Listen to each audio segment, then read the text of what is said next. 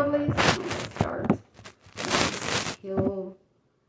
I can always kill them. I can always edit right the front and get it.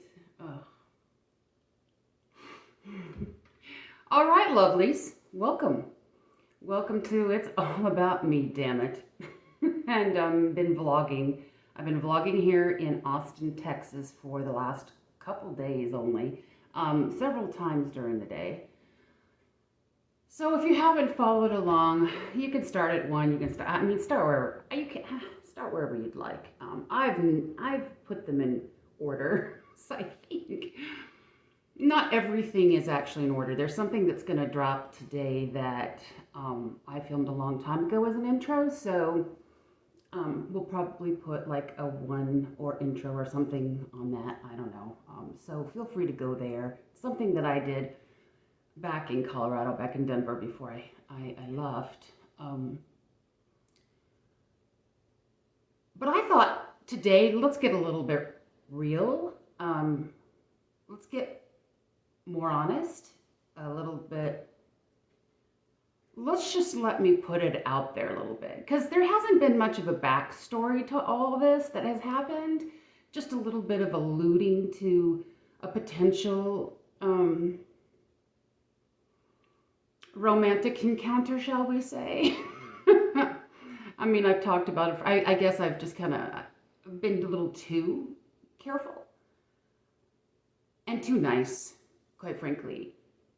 I think I was just dealing with so much. And this is going out to potentially, billions of people. If it ever does go viral, anything you put up here, it's not going to go away. So I think I was being really careful. And it's a good thing, right? That I wasn't under the influence of anything, albeit Coke, sugar, cheesecake, Prosecco, whiskey, or anything else,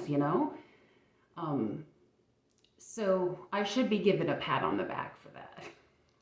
But now it's time to get a little real and put a backstory to all of this. And I'm going to have to watch the time because my phone only goes to so long before it shuts down. And I'm sick and tired of trying to cut this stuff apart for right now.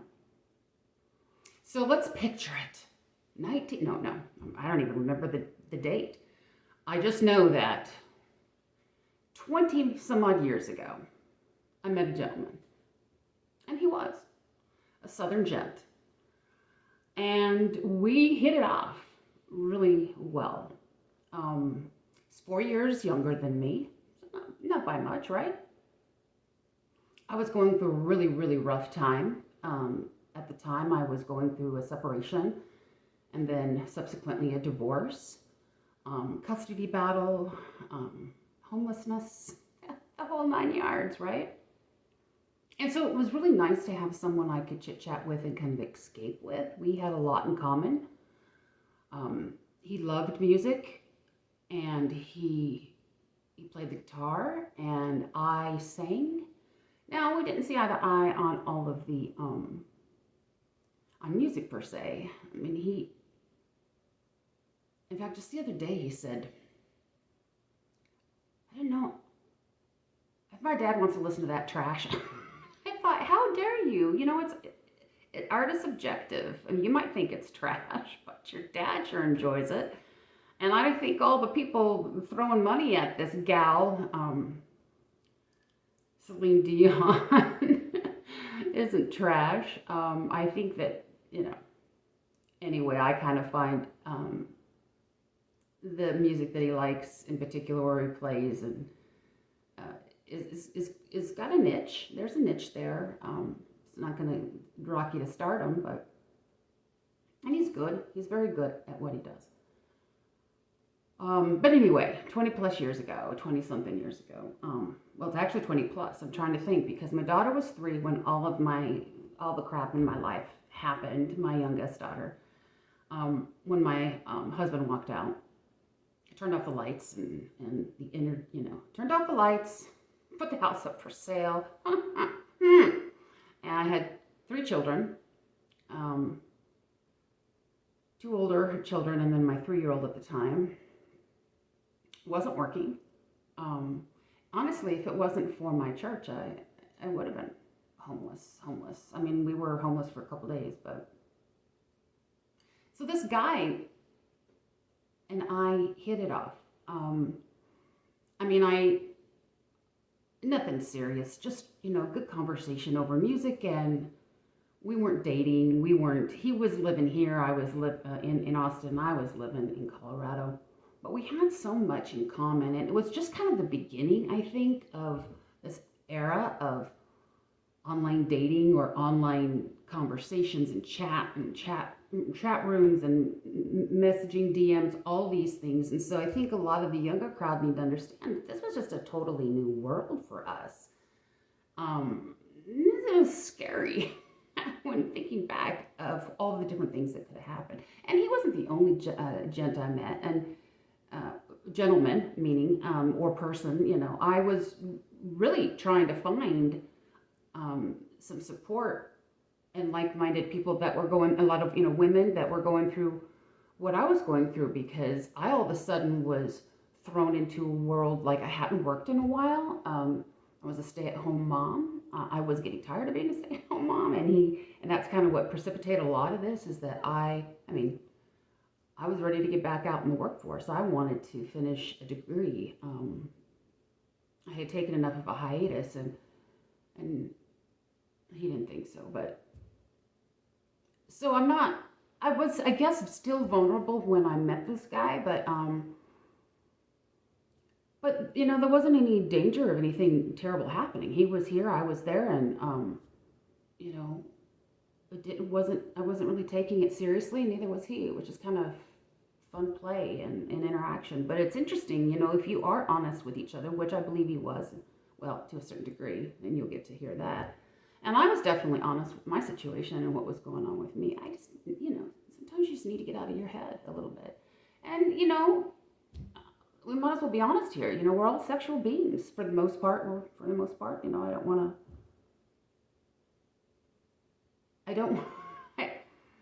want to be honest and open about this and be able to at least pretend that this is a safe space. It is right here. I have created a safe space by myself to kind of say the things that I want to say or need to say. But so I just need everybody to not be offended. I apologize right now if I offend anybody by pronouns I use or language I use, or when it comes to anything, right? Religion, sex, rock and roll.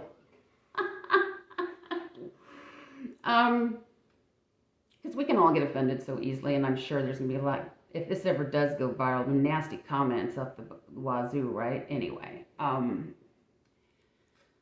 this is years ago, 20-something years ago, that I met this guy. And not all that handsome, but tall, and had a good head of hair. And I was, and have been, always into some, and most women are. I'm not saying that there's not a lot of us women, and there's not times in my life to where I'm just subjective and I'm like, this guy's, he's hot, and it's too bad there's no brains, but I could do this, because there's times in my life to where I'm okay. It's all about the looks. It's all about the jam. It's like, But then, because women have that part of us, and society has painted us into this, well, women, in order for them to, climax, or in order for them to be happy, or blah, blah, blah, it's all in the head. So they don't care about looks. Let's bust that myth right here. So we can be just like guys. In fact, if you're all interested in a really fun rock and roll crazy ass song that's in your face about this, it's Pink's "I'm a Slut Like You." That is my mantra right there. I love that lady, and I love what she has to say in that song, and that is really, that's me. Not that not that I am a slut, but I guess I am. I guess we all can be, right? Because my marriage ended, and I have yet to be married again. I won't be. Don't believe in it. It was I've tried it twice and it didn't work out, and my kids suffered from it, and I wanted to make sure that I raised my kids and got them out of the house and successful before I ever delved into that world again. I owed it to my kids, and I was willing to sacrifice that. It just they meant too much for me to me. It's not, it doesn't mean that life was hard, but let's go back to the guy. So 20 plus years ago, I've known this guy for that long, and have communicated with him on and off for all of that, during all that time, for the most part. There were a couple breaks where the first big one kind of came where I found out I was the other woman. So when things, a year or two later, when divorce is all said and done, and college is getting almost over, and I'm ready to kind of travel a little bit and spread my wings and sow my wild oats a little bit, because I never did that in high school. I thought, I don't know, what's keeping me in Colorado? I mean, my husband just went underground, didn't want to pay child support, so he just went underground. He gave up child custody, or custody altogether. He just ran. He just ran and went underground with his mistress, and she had to have the baby. She went ahead and had the child, and they were all just one big happy family. Well, that was great for them. So I thought, I do need to get healthy, and I need to grieve, and this has been really traumatic, and so I need to take care of myself. But at the same time, I deserved a little bit of fun, so I thought, why not? And that's when I learned that this friend, well, I was the other woman. And I found out about it through a phone call from him saying, please, please, please, if you get a call from such and such woman named such and such. And I'm like, what? I don't know if I can promise that.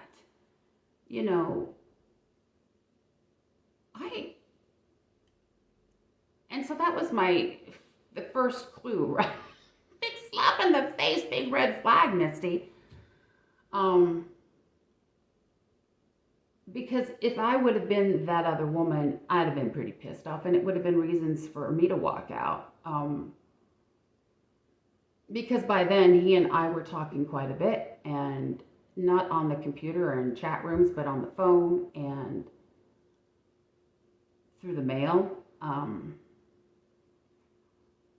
To me, it was more, we weren't committed to each other. We didn't call each other girlfriend, boyfriend, or anything like that. To us, we were just playing around, being casual. But it did go there, It went over the line if he was in a committed relationship, which he was, which I found out that he actually had a live-in girlfriend.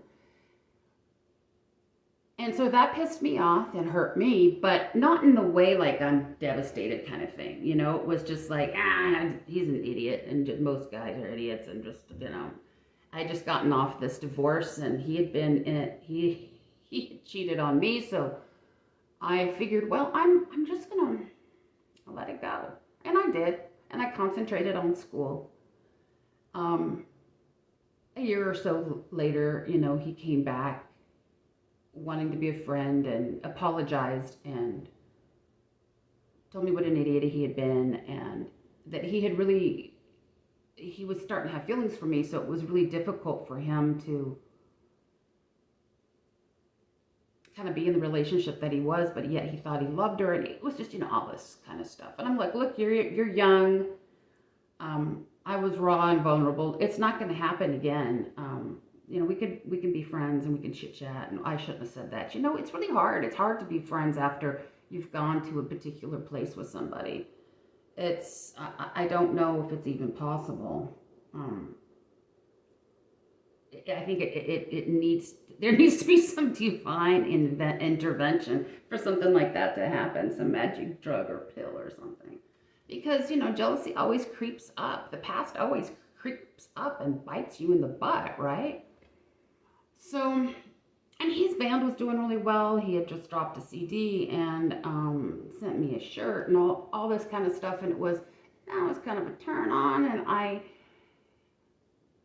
thought, and I was having a really hard time with relationships after that, and I wanted something safe. I felt that was kind of safe because, like I said, he was here and I was there. But it was just like every week or two I'd hear from him and we'd chat, or, you know, if I had a really bad day and needed to cry on somebody's shoulder, if no one was available that was around me, that's what I did. I mean, I worked my butt off. I was so busy with school and working 2, 3 jobs and scrubbing toilets in the middle of the night and trying to juggle daycare and school, my kids' school, and everything else, and then family. Ooh, you know, there was other family to you know, that's all in the background of what it is that you're experiencing. And so, you know, year after year, this relationship kept evolving, and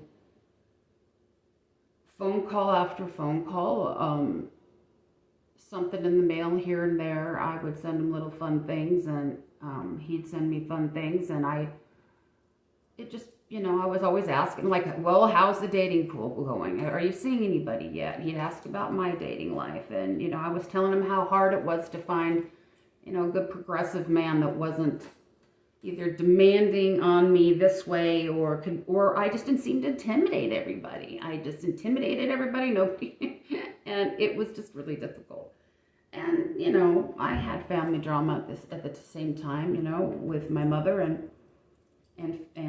brother and my dad and everything else that, you know, friends, you know, you just have so much going on. Like I said in the previous video, it's hard being human. It's really hard being human. There's so much more than just hunt and gather and survive. I think that what made the pandemic easy for me, honestly, was that it took away a lot of that. And it was just about hunting and gathering and surviving as a team. I really felt that. I was okay with getting rid of all of this. I had already been in a position to where I was, you know, disabled. I wasn't legally disabled yet. Social Security hadn't deemed me legally disabled. I hadn't worked for a while. Was broke and hadn't gotten a paycheck. And so when the pandemic happened, it really didn't hit me as hard as it did a lot of the people. I was already homebound. I was already having a difficult time with the medical community and being able to get things done. I had no insurance, blah, blah, blah, blah, blah, blah, blah, right? So, anyway, the pandemic didn't, to me, I was able to see for my family, and also I think for so many others out there, and it would be interesting, I'd like to know if there's documentaries or articles written about this, about how, you know, yeah, it messed up some people. I'm sure it did. I'm sure that especially the kids are having it, especially the teenagers, you know, really tough time coming back from a lot of this. But I also think there were a lot of people, especially my age, really starting to question whether or not it made any sense to work ourselves to death. That realizing money in objects weren't that big of a deal. We wanted to be with our family and our grandkids and our dogs and our gardens, things that we could put our hands on, and things that had meaning. That I'm digressing a little bit, yes, I know, stream of consciousness, this is all but through all of it, this guy was always there in the background somewhere. And so the first time I met him was after it was quite a, well, I guess the second time I met him initially was I came here. I went to Dallas on at a convention that I was a speaker at, and I said, "Hey, are you willing to drive to Dallas to see me? I'll spend the weekend, and we'll really get to know each other." He had